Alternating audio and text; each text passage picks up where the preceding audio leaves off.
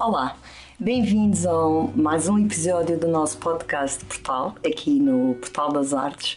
Hoje com uma convidada muito especial, a querida professora Elsa Fernandes, professora universitária, doutorada em Educação na área da Didática da Matemática, vice-reitora da Universidade da Madeira, mulher das ciências exatas, da tecnologia, da inovação, mas também da sensibilidade, da utopia, do sonho, da poesia. É assim, não é? Então eu gostava muito de começar esta nossa conversa por quem é esta Elsa e quando é que despertou em si este gosto pela matemática, pela ciência, mas também por esta visão que tem da educação como preconiza uma educação inovadora, muitos projetos que lidera têm esta sua visão de abertura para o futuro. Aliás, eu conhecia precisamente no seminário das salas de aula do futuro. Então gostaria que começássemos por aqui. Quando começou esta paixão pela matemática e nomeadamente pela educação? Bom dia, a sua primeira questão foi quem é a Elsa. Agradeço o convite para estar aqui a falar consigo, é sempre um gosto falar consigo. Quem é a Elsa? A Elsa é uma pessoa simples, honesta, verdadeira, que odeia falsidade e mentiras. E é assim que eu desenvolvo a minha vida, com base nestes princípios. Nem sempre é fácil. No mundo de hoje nem sempre é fácil não tolerar a falsidade e viver tentando viver na honestidade, sendo honesta com as pessoas e esperando a honestidade também das pessoas. A minha paixão pelos números começou desde pequenina. Lembro-me que desde miúda dava-me muito gozo na escola, no primeiro ciclo, na altura, escola primária, resolver problemas. Tinha muitos colegas que não achavam muita piada aquilo, mas eu achava imensa piada ir por vários caminhos e descobrir soluções e depois mais tarde percebi que há problemas que não têm soluções, que são impossíveis, mas que chegar à conclusão de que eles são impossíveis é resolver o problema. E adotei essa máxima na minha vida também. Perceber que há problemas que não têm solução, mas que estão resolvidos quando não têm solução, ajuda bastante. Sem dúvida. O meu gosto pela didática, eu fiz um mestrado em didática da matemática, mas já no fim da licenciatura, quando estava em estágio, comecei a perceber, comecei a me questionar porque é que há miúdos que não gostam disto. Se eu gosto tanto, porque é que eles não gostam? E achei, vou conseguir fazer com que todos gostem, com que todos consigam. Mas depois, logo no primeiro ano, lidei com insucesso, miúdos com insucesso. E então comecei a dizer, mas o que é que eu não estou a fazer bem? Isso já na sua prática letiva, é isso? Exatamente, quando estava a fazer estágio, final da licenciatura. Antes de ser professora verdadeiramente, sim. Ainda não tinha acabado o curso, mas estava a fazer estágio. E questionava-me, mas porque é que eles não conseguem? O que é que eu não estou a fazer bem? Se eles não estão a conseguir, sou eu que não estou a conseguir chegar a esse. Essa visão já é inovadora, não é? Porque muitas vezes o ponto de vista é o contrário, não é? Eles não conseguem porque não estudam, não conseguem porque não estão atentos. E por outras razões bem piores que essas. Pondo o foco no aluno como aquele que não consegue e não em mim como professora que não estou a conseguir fazer com que eles aprendam, e é esse o meu papel enquanto professora. E logo nessa altura comecei a questionar-me muito, mas porquê é que não conseguem? O que é que se passa? Porquê é que não conseguem? E disse que eu quero saber mais sobre isto, e fui fazer um mestrado em didática da matemática, e nessa altura foi sobre o trabalho cooperativo na sala de aula, porque também acreditava que sozinhos vamos mais depressa, mas juntos vamos mais longe, e achava que os miúdos podiam em grupo e com determinadas regras de funcionamento do grupo. Não podia ser no grupo um faz e os outros copiam, não era essa a ideia do meu trabalho. O meu trabalho era no grupo, todos são responsáveis pela aprendizagem de todos, e se um falhar, todos os outros estão implicados porque não conseguiram ajudar o colega a aprender, e funcionou muito bem. Lembro-me de casos de miúdos com muitas dificuldades e que os colegas ajudavam a que o outro aprendesse, porque depois, aleatoriamente, não, uma vez a cada, tinham que explicar como é que tinham resolvido o problema. E então os colegas mais fortes não queriam ficar penalizados e ajudavam a colega menos boa à matemática a conseguir perceber e conseguir ser capaz de explicar porque é que tinha feito assim, e isso obviamente que promove a aprendizagem. Este foi os meus primeiros passos a tentar fazer com que todos aprendessem. E continuar por essa vida fora. Depois fiz o doutoramento, e quando fiz o doutoramento pensei, antes neste percurso pensei, bem, eu entrei para a escola aos 6 anos e nunca mais saí daqui. Portanto, isto tudo já é dado como garantido. Não, eu quero ir ver outros espaços de aprendizagem para perceber como é que é a forma natural de aprender, como é que se aprende noutras práticas, ter uma para visão ver mais... se isto me permite olhar a escola de uma forma diferente. E foi de facto essa aprendizagem. Eu fui para uma serralharia, um ambiente absolutamente masculino. Eu era a única mulher no meio daqueles rapazes todos que estavam a aprender. Fui segui-los no seu curso, era um curso profissional, em que eles tinham aulas de matemática absolutamente tradicionais, sala de aula... não adaptadas ao... Não, bastante tradicionais, quadro e giz. E depois fui vê-los na serralharia e vi formas de aprender a serralharia muito interessantes que depois trouxe para a minha prática de sala de aula. Era um ambiente onde não se falava muito, porque as máquinas faziam muito barulho, e era mais observavam poucos comentários e eles alteravam a sua prática, observavam muito os mestres como é que faziam, muito interessante. E percebi que os miúdos que não sabiam matemática na sala da aula de matemática usavam raciocínios e métodos matemáticos na serralharia. Portanto, tinham as competências. Então, aí foi o meu questionamento. Se eles conseguem utilizar e percebem e sabem sabem resolver este problema da serralharia que envolve matemática, porque é que não conseguem ver isto na matemática, na sala de aula, e fazer isto? E pronto, isso levou-me a uma série de questionamentos e de práticas que depois foi trazendo para a formação de professores também, exatamente. E para os meus alunos. Exatamente. A Elsa tem consciência que é uma mulher que traz esta fusão, não é? Entre o mundo dos números, da investigação, da tecnologia, da inteligência artificial. Depois mais para a frente também gostava de fazer uma pergunta mais específica sobre isto. Mas também esta fusão com o mundo do sonho, da doçura, da magia, da poesia. Eu, por exemplo, vou citar alguns versos do Pablo Neruda, um poema que eu vi publicado nas suas redes sociais, precisamente no primeiro dia de primavera, penso que não foi por acaso, e o poema diz: é proibido não transformar sonhos em realidade, é proibido não demonstrar amor. Como é que articula estas duas áreas que são vistas por muitos, portanto a área das ciências exatas e esta área da poesia, do sonho, são vistas por muitos como áreas contraditórias? Como é que articula isto na sua vida?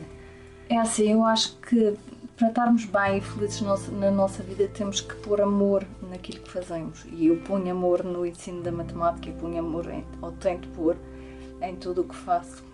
E nem sempre é fácil. E como consegue contaminar, por assim dizer, os novos professores, ou deixar sementes? Quando se faz com paixão, conseguimos contaminar as pessoas que estão à nossa volta com essa paixão. E não me esforço para ter paixão pelo que faço. E quando não tenho paixão, é uma verdadeira seca fazer as coisas. Portanto, é proibido trabalhar. É proibido trabalhar sem paixão, porque é assim, no meu trabalho eu tenho que fazer coisas que não gosto muito de fazer, mas no global eu gosto muito do que faço, eu gosto de trabalhar, ponto. Eu gosto de construir, eu adoro construir coisas. Quando me ponho a fazer trabalhos em que me cortam a possibilidade de construir, é difícil para mim. Lá está, a faceta da criatividade. Esta é a casa da criatividade aqui no Portal das Artes, é isso que nós queremos promover. São vivências autênticas, mas de trabalho, não é? Mas que também nunca se esquecem dessa componente criativa que está em cada um de nós, não é? Não é preciso sermos artistas do teatro ou da pintura para colocarmos essa criatividade. Sim, esse é de facto o que me apaixona, que é poder criar, ter uma ideia e conseguir concretizá-la, pôr os meus sonhos, construir os meus sonhos é algo que me apaixona muito e é isso que eu tento pôr sempre no meu trabalho, e por isso desde miúda que tenho a paixão pelos números e pela matemática e tento transportar essa minha forma de estar na vida, que é com paixão, a vida sem paixão. Como é que foi, por exemplo, nomeadamente esta questão da sala de aula, da sala do futuro, não é? O título do nosso seminário era mesmo Sala de Aula do Futuro, e lembro perfeitamente que não era só a questão da didática, era mesmo a questão até da arquitetura da sala, não é? Nós fizemos esse trabalho, como distribuir os espaços para criar essa tal dinâmica. Acha que isso tem sido um processo com evolução, que as pessoas têm aderido a essa forma de estar? Há de tudo. Há de tudo. Lembro-me, ainda antes dessa sala, lembro-me que em 2005 comecei com o projeto dos robôs, os robôs no ensino da matemática e da informática. Eu mais virada para o ensino da matemática, obviamente. E é assim, introduzir robôs apenas, levar o robô e mostrar aos alunos não serve de nada. Eles vão dizer, é giro, o importante é fazer, é criar com o robô, é dar possibilidades de trazer outras aprendizagens para a sala de aula, que não apenas a parte da robótica, mas usar o robô para aprender matemática, para desenvolver outro tipo de competências. Fizemos um projeto muito interessante de uma aluna minha de doutoramento que implementámos numa escola. Os professores normalmente reclamam de que as turmas são grandes, querem turmas mais pequenas. Nós juntámos duas turmas, uma de segundo e outra de terceiro ano. Primeiro ciclo. Primeiro ciclo, sim. Exatamente porque queríamos perceber o que é que podemos aprender com os que já estavam um bocadinho mais. E queríamos aprender outras coisas, mas essa foi uma delas. E, portanto, nunca pode ser só a tecnologia pela tecnologia, tem que ser a tecnologia associada a diferentes formas de trabalhar, a tecnologia para promover outras formas e trazer outras metodologias de trabalho para a sala de aula. Lembro-me perfeitamente que nessa altura, isto começou em 2005, eu ia às escolas fazer workshops para os professores com os robôs, eu e o grupo de trabalho, e muitos professores diziam assim, isto é giro, mas isto são as maluquices da Elsa, isto são as utopias, exatamente, isto nunca vai acontecer. Hoje, todas as escolas têm robôs. Pronto. Depois, mais tarde, isto foi o início, fui com os robôs, depois, em relação às tecnologias, depois em 2014 começámos a fazer formação com outro tipo de tecnologias, realidade aumentada, realidade virtual, e outro tipo de tecnologias na sala de aula. E em 2017 surge a ideia da tal sala de aula do futuro, que eu já não gosto do nome. Na altura vendeu bem a ideia e conseguimos trazer 300 professores à universidade para o seminário, mas gosto mais do nome Laboratório de Aprendizagem Ativa. Também fico encantada de saber que todas as escolas da Madeira têm ou terão uma sala desse tipo. A sala por si não faz nada. O importante é o que vai acontecer lá. É importante ser uma sala que pode ser reconfigurada, rapidamente se transforma numa aula mais expositiva, que às vezes é preciso o professor durante 5, 10 minutos expor algum conteúdo e depois rapidamente transformamos a sala numa outra coisa, num outro espaço de trabalho. É importante para a dinâmica, mas não é suficiente de forma alguma. O importante é aquilo que o professor faz. O poder está sempre no professor e naquilo que ele pode fazer com os seus alunos. Obviamente que é importante colocar o foco no aluno e dar-lhe poder, para ele poder também construir, mas é o professor que tem de proporcionar estas oportunidades, exatamente. Portanto, o professor tem sempre um papel muito importante aqui, apesar das tecnologias. Claro. E as resistências vão diminuindo, não é? Sim, eu acredito que sim, embora ainda existam algumas, justificando que o currículo é muito extenso, é sempre normalmente a justificação que se utiliza, mas é possível conseguir trabalhar aqueles conteúdos de uma ou outra forma. E quem consegue aderir a esta nova prática, depois também já não quer voltar para trás, não é? Ver os resultados e ver que já não pode voltar para trás. Depois funciona como vamos contaminando uns aos outros pelas experiências positivas, não é? E aqui também é esse o nosso propósito, é trazer estas experiências e partilhas e que ao fim e ao cabo servem para aqueles que estão mais renitentes, como é que vão iniciar ou conseguirem se sentir motivados. As mudanças são sempre difíceis. Claro. Mudar, basta pensarmos num pequeno exemplo. Nós, se mudarmos o caixote do lixo na nossa casa, vamos N vezes ao sítio onde ele estava antes. Portanto, nós somos, os seres humanos, são seres de rotinas. E, portanto, quando mudamos essa rotina, estamos mecanizados para fazer da outra forma. Portanto, mudar é sempre um processo interno. E é preciso querer e é preciso estar consciente de que queremos mudar e de que estamos a mudar. E as mudanças, uma mudança é uma aprendizagem, é fazer de outra forma diferente. E a aprendizagem não é um processo linear. Há avanços, há recuos, há contradições e, portanto, quando as pessoas, nos vários projetos de formação que já tive, as pessoas que trabalhavam comigo diziam parecia que ela estava a evoluir, mas afinal voltou para trás. Eu disse, excelente, isso é sinal de que está a acontecer alguma coisa, porque não se esqueçam que a aprendizagem não é um processo linear, não é uma linha reta. É nada processo, na nossa vida, não é? Exatamente, é um processo com avanços, recuos, altos e baixos, vai para trás, vai para a frente, até ter aprendido e voltar à linha normal. Depois, quando nos envolvemos no outro processo, vamos outra vez aos altos e baixos. É um processo de paciência, não é?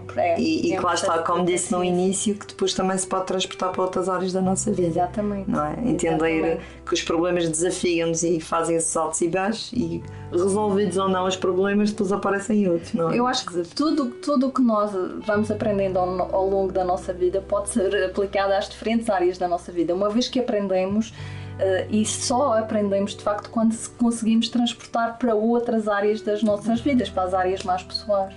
Muito bem. Eu queria, não posso deixar de fazer esta alusão, ainda estamos no mês de março, não é? E neste mês celebramos o Dia da Mulher.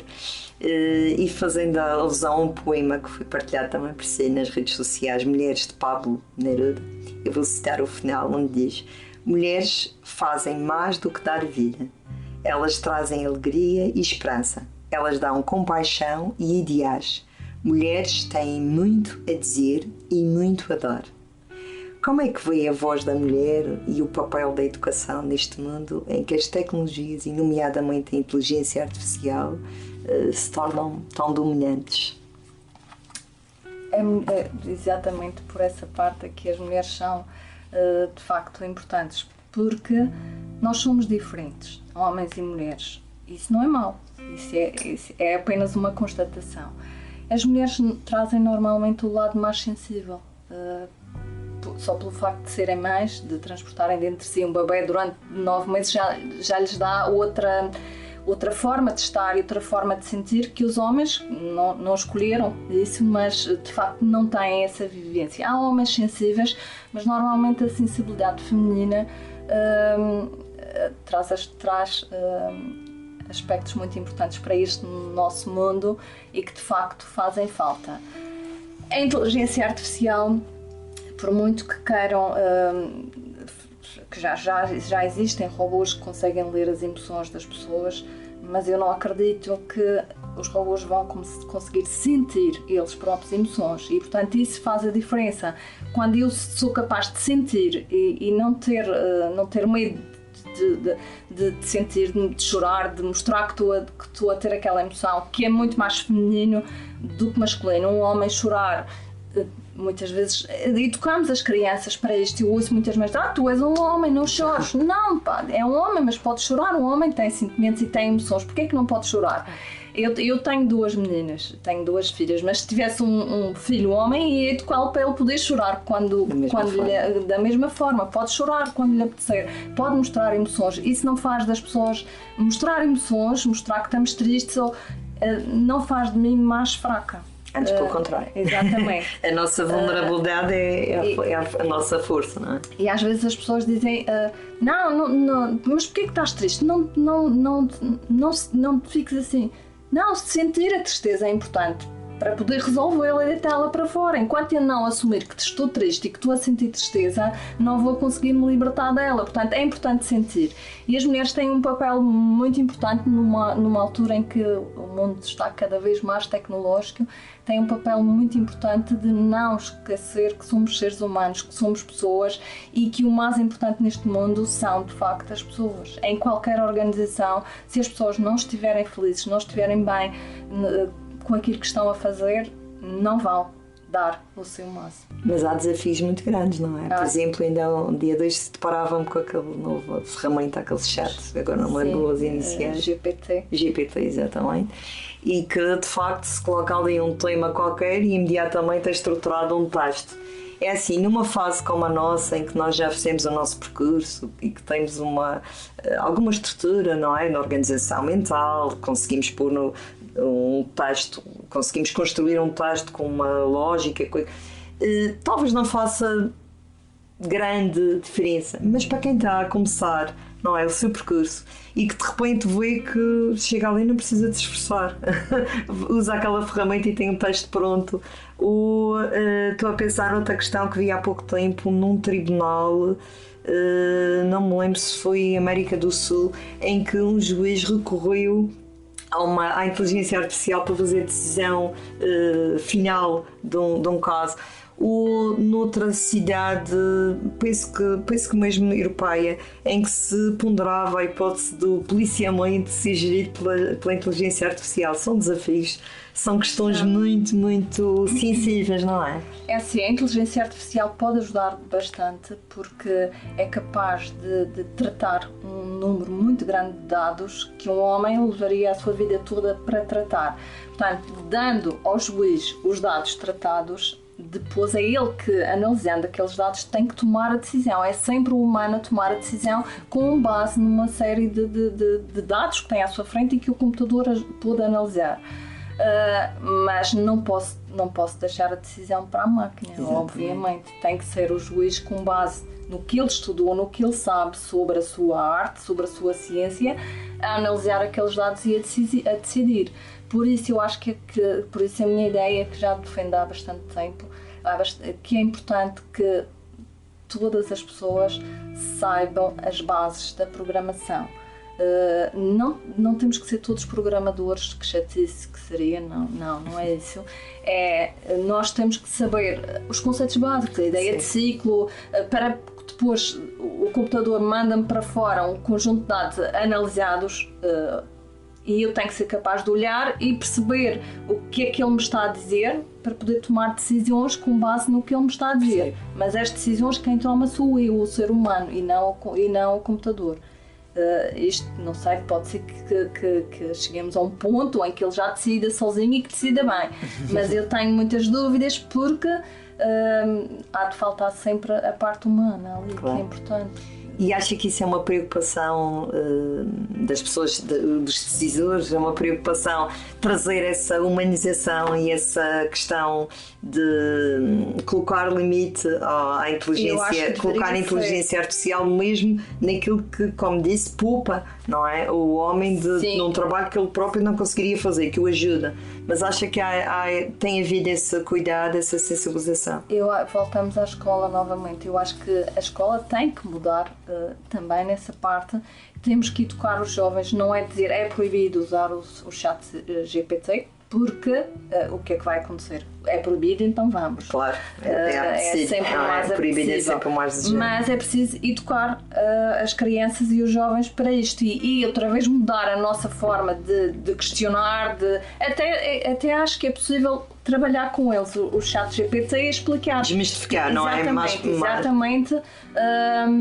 dizer, é importante, pode ser importante para consultares, teres uma ideia, mas voltamos ao mesmo, o texto tens que ser tu. Obviamente que ele dá um texto original, mas também há dias eu vi um programa em que alguém já vi que há alguma coisa que ele não sabe.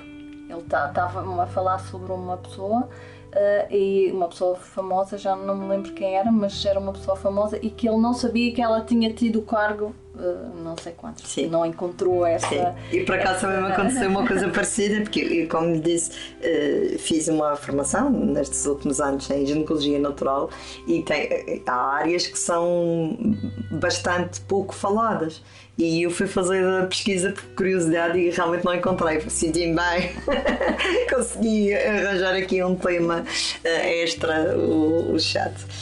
Eu gostaria, é assim, este nosso espaço é muito também nesta ótica de partilhar vivências, experiências que possam promover mudanças e que possam fazer com que as pessoas sintam que vale a pena se desafiar, vale a pena sair da zona de conforto. A educação é uma área que nós temos em comum, não é? No meu lado das línguas, na sua matemática, apesar de eu ter sido uma aluna da área de matemática que gostava bastante. Sempre gostei muito de matemática também. E quando eu tinha como fixo que gostava de ser professor, mas durante muito tempo até pensei que seria de matemática e depois enverdei pelas línguas e portanto é uma área, porque eu acho que a matemática também está em tudo. É tudo o que nós conseguimos ver. Exatamente. Há muito essa conversa dos professores. A matemática está em tudo o que eu consigo ver. Exatamente. Dizer a um aluno que está em tudo e ele não vê em nada, claro, é frustrante. Claro. Portanto, a matemática é preciso dizer, está aqui porque isto e isto e isto. O dizer que está em tudo não é bom. Claro. Porque os miúdos olham e não veem matemática nenhuma e dizem, claro, não. E o que eu gostava de pedir era que deixássemos aqui, a quem nos ouve, sobre esta arte de viver em equilíbrio entre este mundo da tecnologia e o mundo das emoções. Como é que aconselharia professores e educadores no geral, não é? Porque os pais também se deparam com esta questão, não é? Os limites, até onde é que eu posso levar o espaço da tecnologia à minha casa e até que ponto é que isso vai interferir com as nossas relações familiares. E, portanto, esta tenue divisão, não é? Mas que pode ser um desafio muito grande, mas que uma pessoa como a professora Elsa, que tem uma visão tão específica, não é? E tão aprofundada da área, consegue, e depois como tem esta sensibilidade ao mesmo tempo, consegue certamente dar algumas dicas para esta simbiose saudável entre estes dois mundos, para que na educação nunca se perca o propósito da humanização, que eu acho que é um ponto fulcral. Como eu já disse há pouco, o importante são as pessoas e, portanto, em qualquer situação, seja de sala de aula, seja em casa, seja onde for, a minha preocupação primeira tem que ser em educar aquela pessoa, pondo amor naquilo que estou a fazer, porque sem isso não há equilíbrio possível. E, portanto, ouvir com o coração. Às vezes há miúdos e até mesmo os nossos filhos, há momentos em que precisam mais de um abraço do que de vais tudo e tem não sei quanto para o texto. Portanto, acho que o equilíbrio está no amor. Sem amor não se consegue ver esse equilíbrio e ter o equilíbrio. Pelo menos é assim que eu atuo, que eu educo, que eu educo as minhas filhas, que eu trabalho com... As suas meninas também estão na fase de adolescência? Tenho uma com 13 e outra com 19, que já está no segundo ano de Engenharia Biomédica. Então também está numa área bem onde as duas gostam muito de matemática, mas não é genético. Essa história de que gosta de música ou de matemática porque a mãe também gosta ou o pai também gosta. Mas o ambiente também promove, não é? É o ambiente, claro, é social, claro. É muito social. Eu acho que é por elas terem acompanhado todo o trabalho que eu fui fazendo ao longo destes tempos. Esse projeto dos robôs em 2014 fui para a escola em 2010, acho eu. A minha filha mais velha foi aluna desse projeto, portanto eu acreditava tanto no projeto que não tive qualquer problema em que a minha filha estivesse envolvida nele, porque se eu não acreditasse ia dizer, não, vou poupar a minha filha disto, não. Eu acredito e portanto ela vai estar também envolvida, foi uma das turmas, foi a turma dela. Isso depois também é outra questão, não é? Que às vezes as pessoas têm visões muito abertas sobre a educação, mas para os meus filhos não. Não é? É um testemunho interessante, não é? Que o desafio de inovar é mesmo isto, é acreditar, não é? Exatamente. Acreditar no caminho, mesmo antes de ver o caminho, não é? É uma outra característica que eu não disse inicialmente, mas pela qual me pauto, é a coerência. As pessoas só conseguem acreditar em nós e seguir-nos e ver que o nosso trabalho é importante se houver coerência entre o que eu digo para fazer e o que eu faço. Se eu disser não façam aulas expositivas, façam isto, façam aquilo, mas a minha aula for completamente expositiva, quem é que acredita em mim? Ninguém. Portanto, aquilo que eu apregou, eu faço com os meus alunos. Sou testemunha que já fiz formação consigo. Futuros professores, portanto... E é isto que eu tento agir, é esta forma de agir que eu levo também e que uso com as minhas filhas. Portanto, não serve de nada eu dizer sejam boas pessoas, sejam isto, se elas vêm a mãe a ser uma má pessoa. Não, eu falo pouco, eu atuo mais. Eu gosto de falar, mas não digo muito, façam isto, façam aquilo. Não, eu vou atuando com elas e elas vão, porque não vale a pena achar que a conversa é que vai resolver. Claro. É a nossa vivência, as ações, não é? É as nossas ações que são aquilo que ensinam as outras pessoas. Portanto, Obrigada, professora Elsa. Deixamos aqui então um testemunho e eu acho que 3 dicas muito importantes para esta simbiose saudável entre a tecnologia e o mundo da utopia, não é? E que são assentar todo este processo na verdade, não é? No amor e na coerência. Exatamente. Obrigada a todos e até uma próxima.